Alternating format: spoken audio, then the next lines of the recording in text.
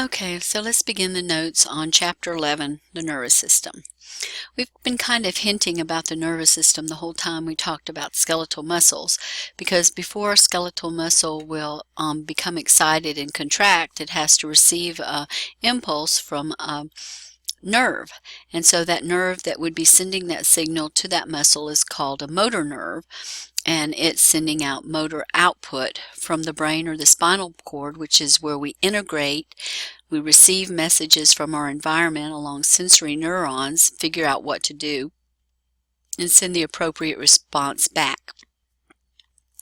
So, when looking at the nervous system, which is the master controller and communicator, there are three overlapping functions. First, because we're trying to maintain homeostasis and try to keep everything the same, our sensors or receptors throughout our body are picking up on information when things change, both inside and outside the body, and they send that information to the brain or the spinal cord, usually central nervous system. So you're gathering sensory input, and it's going to send out a message as a stimulus. The brain and the spinal cord, mostly, not always, takes that information, processes it, interprets it, and sends out an action, some kind of action, either a movement or a secretion that will get the body back to homeostasis and stop the changes that took place. So that information that goes out is called a motor output, and it's a response by effectors. There are only two types of effectors in the body, muscles or glands. So basically the only thing you can really do is move or not move, or secrete or not secrete. And every intricate action we do is because of muscles or glands. So when we look at the nervous system, it's quite complex. So to help make it a little bit easier to understand, scientists have divided it into divisions. There are two major divisions. One is the central nervous system and the other is the peripheral nervous system. The central nervous system, or the CNS, is the brain and the spinal cord. Do you remember where the brain and the spinal cord are located? What cavity? They're located in the dorsal cavity. The brain is in the cranial cavity and the spinal cord is in the vertebral cavity. They are usually known as the integration center. So any information that's picked up by the body is going to be sent to the central nervous system, figure out what to do, and send information back. Those nerves that pick up on the changes and those nerves that send the message to effectors are part of the peripheral nervous system. So peripheral nervous system, or PNS, are all the nerves outside the central nervous system. So you have 12 pair of cranial nerves attached to the brain or innervated with the brain, and then you have spinal nerves that are associated with the spinal cord, that are innervating the spinal cord. You're going to have 8 cervical spinal nerves, 12 thoracic spinal nerves, 5 lumbar, 5 sacral, and 1 coccygeal. And you might remember from the skeletal system that there is 1 coccyx bone, there's 1 sacral bone, but it was 5 fused together so they can move in and out of those spaces, or those foramina. There were 5 lumbar, there were 12 thoracic, but do you remember how many cervical there were? There were only 7. So why do we have 8 cervical spinal vertebrae? That's because there's 1 on top and 1 below the first cervical, or the atlas bone. So let's look at a picture of this division. So we have the central nervous system made of the brain and the spinal cord, and it is the integrative and control centers. Communicating with the central nervous system is the peripheral nervous system. Those are the nerves that are going in from receptors throughout the body, and then those that are leaving the central nervous system with responses. And those nerves that leave the central nervous system are your cranial and your spinal nerves.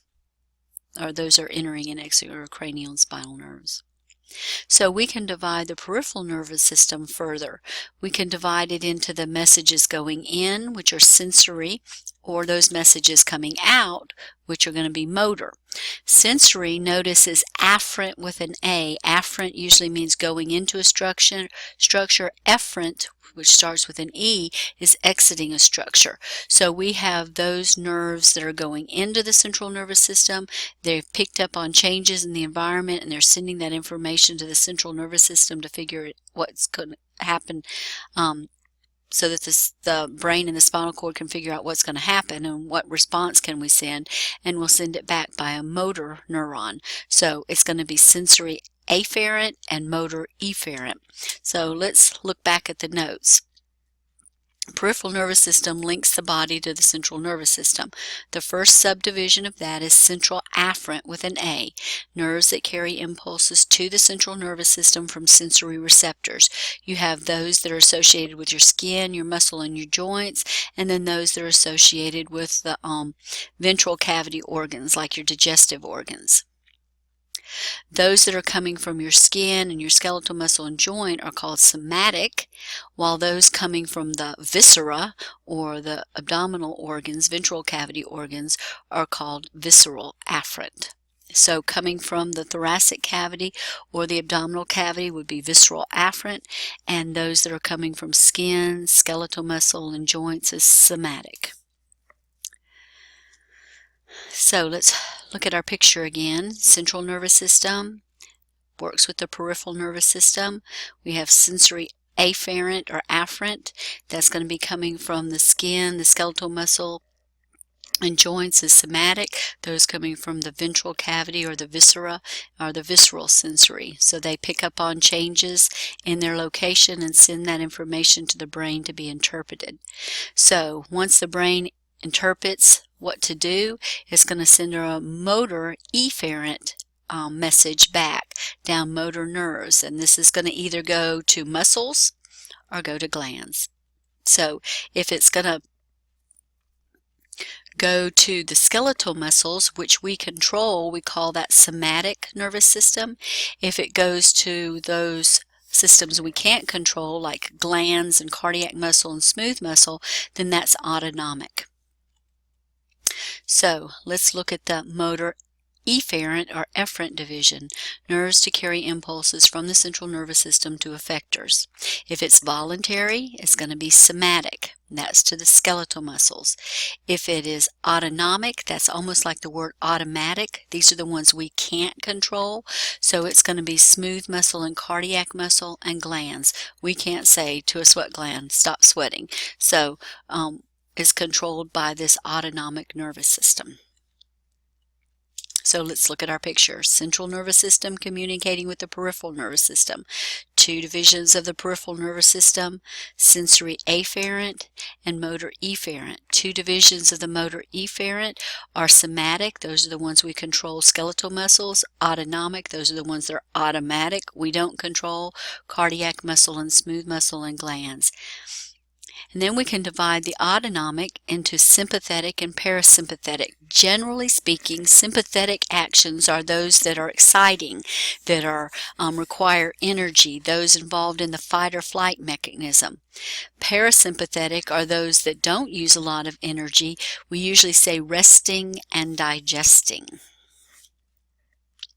So the sympathetic nervous system is the one that increases energy. It's all your vital functions, anything involved in fight or flight. Whereas your parasympathetic is resting and digesting, low energy. Your author says the parasympathetic autonomic nervous system is the D division because you're digesting, defecating, and diuresis. Defecating means getting rid of fecal material, which is part of the digestive process. Diuresis is getting rid of urine, urinating. So it's the D division.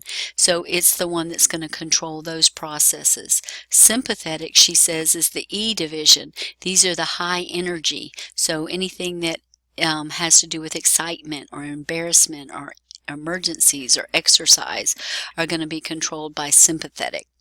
These two parts of the autonomic nervous system are antagonistic to each other. And so what happens is one will speed up an organ, where the other one will slow down an organ. And to maintain homeostasis, your nervous system is constantly fine-tuning, speed it up, slow it down. We like to say, well, the heart is going to beat faster because of the sympathetic autonomic nervous system, but really the parasympathetic is firing and slowing it down a bit, and the sympathetic is raising it up a bit. Whichever one is sending the stronger impulse is the way it goes. So those were the divisions of the nervous system. Now let's look at the cells and the tissues that make up nervous tissue. When we think about nervous tissue, we always think of the neuron, because the neuron is the one that sends the impulses, sends the action potentials down those neurons. But there are another class of cell called neuroglial, or plain glial cells, that are much more numerous than neurons, and neurons could not survive without these, because these are the support system. Neuroglial cells are non-conducting support cells. They're smaller and more numerous than neurons. They make up half of the brain mass. There are 4 types in the central nervous system. There is a star-shaped one. If you have an asteroid, it's like a shooting star. So astrocytes are the most abundant, the most versatile. They're star-shaped, hence their name. They link neurons to blood vessels and manage the exchange, so they're part of the blood-brain barrier. They guide young neurons in their migration.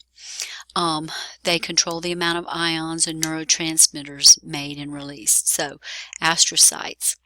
A second type of neuroglial cell in the central nervous system is microglial. These monitor the neurons. They can transform into macrophages and phagocytize microorganisms and debris. They're actually part of the immune system and helping to protect the brain. There are ependymal cells. These are the ones that line the cavities of the brain and the spinal cord, and they have cilia associated with them that circulate cerebral spinal fluid.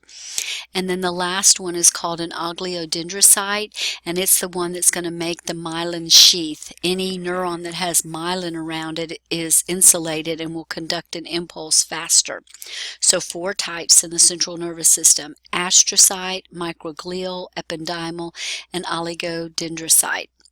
In the peripheral nervous system, there are only 2 types of neuroglial cells. Satellite cells surround large ganglia. A ganglia is going to be the cell body of a nerve, and they're all grouped together. So these satellite cells actually surround the ganglia. They're not really sure what their function is. The Schwann cells, or the neurolimocytes, are like the oligodendrocytes of the central nervous system. Their job is to make myelin, but instead of making great big myelin sheaths like the oligodendrocyte does, it makes individual little sheaths down the axons and mostly down the axons. And you can see a picture here where those Schwann cells are actually putting the myelin sheath down the axon. They play a role in regeneration, but remember that nerve cells don't regenerate well, very little regeneration. So there is a little bit, if you don't have the damage to the nerve, that the Schwann cell can do. So that leads us to the cell of the nervous system most people recognize, and it's the neuron. You should have remembered it from lab when you did the tissue lab, chapter 4. This is a typical neuron. This middle part is the cell body. This is where the nucleus is. All the metabolic activities happen here. These branches that are going into the cell body are dendrites, and this large extension from the cell body is the axon. When you send a nerve impulse, it's going to go in the dendrite, through the cell body, and down the axon and across the synapse. So neurons conduct nerve impulses. They have extreme longevity. That means that they live as long as you do. If they are damaged, they cannot repair. They're amitotic. They have a very high metabolic rate, which means they need lots of glucose and oxygen. They have a receptive region, a conducting component, and a secretory output region. This area would be considered the receptive region. This would be considered the conducting region, and this would be considered the secretory region. So we get the signal, we conduct it, and then we secrete neurotransmitters to send it on. So let's look at the cell body. Cell body has a large nucleus. It's sometimes called a perikaryon or a soma. It has a very large nucleolus in the nucleus.